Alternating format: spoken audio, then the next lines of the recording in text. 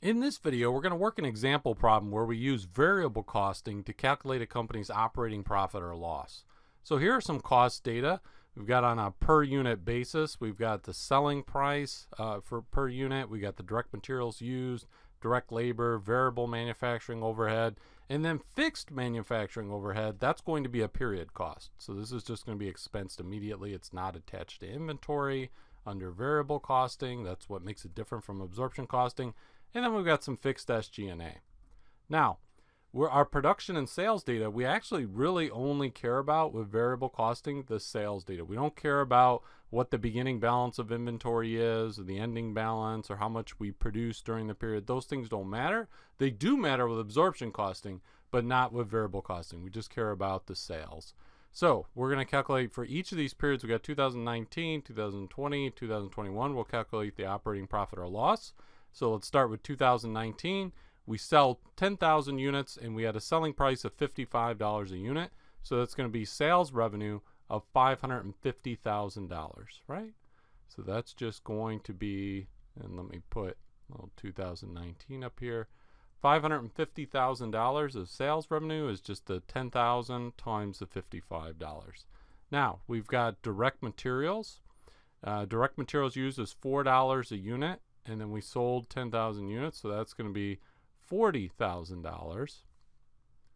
$40,000. And then direct labor is $6 a unit, and then we sold 10,000 units, so that's going to be $60,000 for direct labor. And then variable manufacturing overhead is $25 a unit, 10,000 units, so that's $250,000 of variable manufacturing overhead. Now we've got a fixed manufacturing overhead of $150,000. Now that's for the entire year. That's not per unit, and we don't even care about on a per unit basis because again, it's treated as a period cost. With variable costing, the whole idea is we just take this fixed manufacturing overhead, we don't attach it to the inventory, we just expense it immediately. We expense all of it. So all $150,000 is going to be an expense here.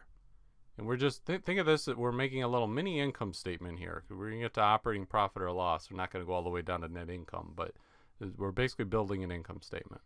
Now, we also have some fixed SG&A of $60,000, and that's going to be expensed. So $60,000.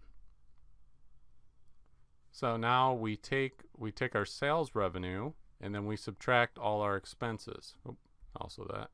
So we've got 550,000 minus 40 and 60, so that gets us to 450 minus 250 gets us to 200,000 minus 150 gets us to 50 minus 60. We actually have a loss here.